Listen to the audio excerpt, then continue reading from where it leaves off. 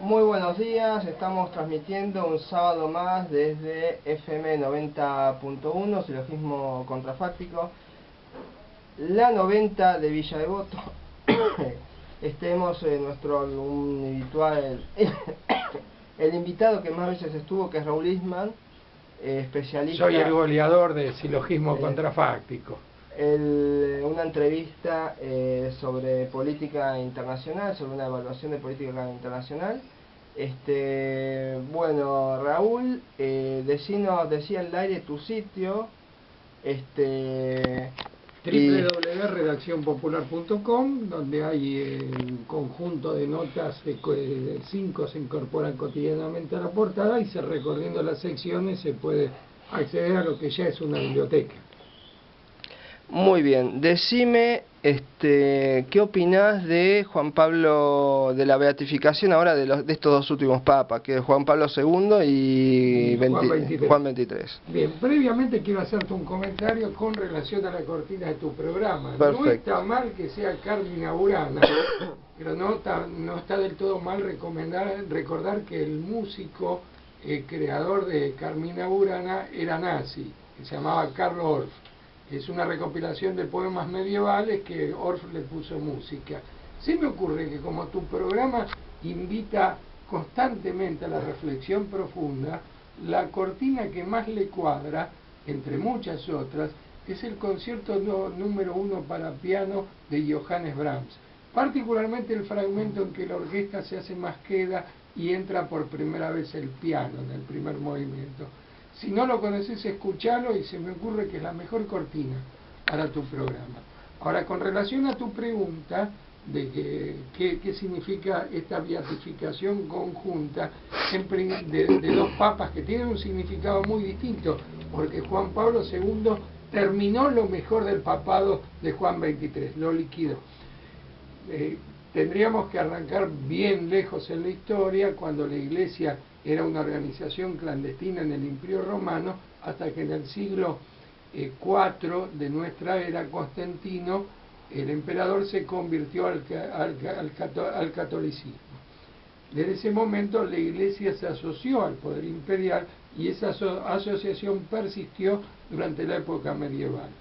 Eso determinó que la Iglesia fuese un poder monolítico, en bloque y profundamente reaccionario, al punto que algunos sacerdotes disidentes, como los seguidores de Francisco de Asís, eran perseguidos, o, por ejemplo, las diversas herejías de finales de la Edad Media y comienzos de la época moderna, los husitas, por ejemplo, en la región de Bohemia, también fueron perseguidos muy duramente.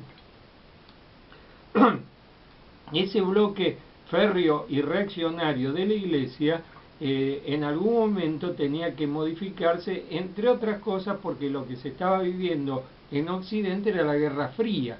Entonces no podía ser que la Iglesia persistiese en su posición prácticamente de vocero de la Edad Media en la sociedad moderna y capitalista, en un mundo en que el capitalismo tenía que mostrar su mejor rostro, porque estaba precisamente el enfrentamiento con el bloque comunista. De esa etapa son los estados de bienestar.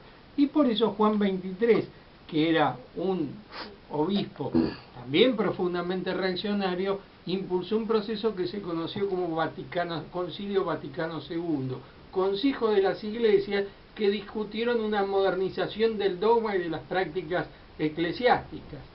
Proceso que se quedó a mitad de camino porque lo vino a liquidar precisamente Juan Pablo II. Juan Pablo II tuvo en el Tribunal de la Congregación de la Fe, creo que es el nombre actual, sí, es el viejo, la vieja Inquisición. El viejo y querido Tribunal de la Inquisición, pero sin el poder temporal que tenía en la época medieval y a los inicios de la sociedad moderna, como para quemar a la gente. Lo tuvo al obispo Ratzinger, ex Papa Benedicto. Se fue el ladero en esa tarea. Juan Pablo II, o sea, primero digamos que Juan XXIII permitió alguna modernización de la Iglesia muy importante en América Latina, porque eso abrió el proceso que se conoció como CELAM, Consejo Episcopal Latinoamericano que impulsó la opción por los pobres. Había obispos fuertemente comprometidos con sus pueblos, como Eldar Cámara, llamado el Obispo Rojo, en la zona del norte de Brasil, creo que era Recife, el estado. Hubo curas guerrilleros, como el recordado Camilo Torres, que murió combatiendo contra la oligarquía en Colombia, un proceso que era impensable. Hay que recordar que la iglesia en 1800, creo que 11, 12 o 13, no me acuerdo el año exacto, el obispo de una zona de Venezuela, frente a un terrible terremoto, le adjudicó la responsabilidad de ese terremoto a que Dios estaba enojado porque el pueblo venezolano quería independizarse. Algo similar a lo que ocurrió cuando en 2013, en plena última campaña del comandante Chávez, hubo una explosión en una refinería en el estado de Falcón y también un obispo dijo, bueno, estos venezolanos que están en estas locuras del chavismo se ganan la ira de Dios.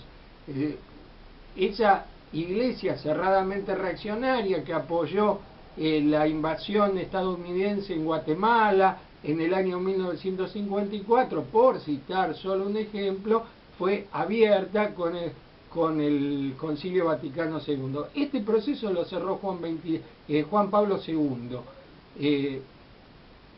Papa que hizo una alianza con Estados Unidos, que avaló los genocidios que hicieron las fuerzas golpistas en diversos países latinoamericanos, que ha sido fotografiado en gran confraternidad con Augusto Pinochet, el asesino del pueblo chileno, que avaló el genocidio sufrido por el pueblo salvadoreño. Hubo un momento en que el obispo Arnulfo Romero del Salvador viajó al Vaticano con una carpeta donde documentaba que era desde el propio Estado y desde la asociación que el Estado salvadoreño tenía con los Estados Unidos, que se había asesinado a distintos sacerdotes. Llevaba documentos muy importantes para entregárselos al Papa y no le dijo metételo en el upite, pero más o menos algo similar. Y a su retorno a El Salvador, Arnulfo Romero fue asesinado en plena catedral de El Salvador por esbirros del partido que ahora es la fuerza de la derecha salvadoreña, que se llama Arena. Y hay que recordar que la película Salvador de Oliver Stone documenta muy claramente lo que ocurrió. Mientras el pueblo lloraba la muerte del obispo Romero, desde los edificios cercanos se lo ametralló. Todo esto fue avalado por Juan Pablo II, más la tolerancia cómplice con redes de pederastas, como por ejemplo, voy a usar una palabra un poco más subida, porque a lo mejor no todo el mundo sabe lo que es un pederasta. Un come pibes. Un bufarreta. Iba a decir, un rompe upites de niños. O sea, una vez me decía una amiga que descubrió al cura del colegio en que mandaba a su hijo teniendo sexo con una bibliotecaria en la biblioteca de la escuela. Le dije, por lo menos tiene sexo libre con un adulto. Todas estas redes de sacerdotes que empoman chicos son violadores. Hay un personaje en México, creo que ya no vive, que se llama Marcial Guerra, que encabezaba una organización, Legionarios de Cristo. Eran legionarios contra las asentaderas de los niños, y lo ocultó. O sea, para decirlo en palabras argentinas, un cómplice de los padres Graci, para decirlo de modo simple. Y además que Juan Pablo II motorizó las relaciones del Vaticano con la mafia financiera a nivel internacional. Uno de los grandes dolores de cabeza que tiene el Papa, que ha llevado la interna peronista al Vaticano. Francisco no solo es un Papa argentino, sino que también es peronista. y Francisco pertenece a la derecha peronista. Pero para mi enorme sorpresa, yo inmediatamente que lo nombraron Papa, escribió un artículo donde denunciaba que Francisco venía a ser un Juan Pablo II en otra etapa. Para mi enorme sorpresa, tiene una posición relativamente renovadora dentro de la Iglesia, y lo que yo esperaba, un ataque frontal contra los procesos independentistas latinoamericanos, lejos de darse, hay un apoyo bastante explícito a los procesos emancipatorios de América Latina. Inclusive me llama la atención porque cuando estaba acá, cuando era obispo de Buenos Aires, se unía con Macri y Carrió, y en cambio allá cumple otro papel. Los problemas que tiene Francisco para renovar el Vaticano, si es que su intención es ser consecuente con eso, es hacer una gestión transparente del IOR, el Instituto de Orden Religiosa, el Banco Vaticano, lo cual significaría destapar los chanchullos de toda la mafia financiera a nivel mundial.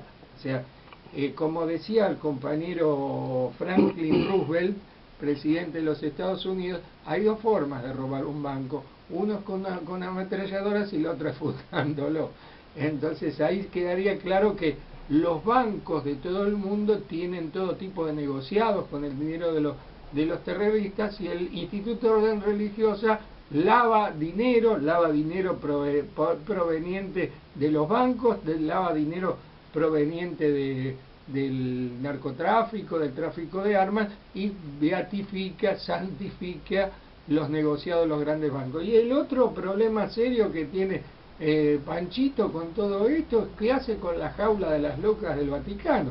Hay un conjunto de obispos que están asentados en el Vaticano, ¿no?, que van para las elecciones de Papa, que se dan muy de tanto en tanto. Están constantemente ahí y no dejan pibe que pasa por ahí que luego se pueda sentar cómodamente, que son una banda terrible de violadores. Entonces son problemas muy serios que tiene, y creo que esta beatificación conjunta de dos papas con un significado muy distinto muestra las contradicciones del Vaticano, que quiere estar bien con Dios y con el diablo. O sea, si vos nombrás santo, que es la forma más elevada de la humanidad para la Iglesia, a semejante crápula como Juan Pablo II, en cualquier momento nos vamos a encontrar con que se nombre santos a Videla, a Pinochet, a los militares brasileños, que esta semana hubo una muerte muy sospechosa, de la semana que pasó, de un coronel que reconoció haber torturado personas en Petrópolis, en una ciudad cercana a Río de Janeiro, donde estaba la residencia del emperador Pedro, por eso se llama Petrópolis, y apareció muerto y con asfixia. Señala que lo visitaron a la noche, le pusieron una almohada en la cabeza, y bueno, no va a hablar más. Bueno, vamos a un tema musical y volvemos. Seguimos hablando de la crisis europea, de la situación de Europa, ¿te parece? Me parece muy bien.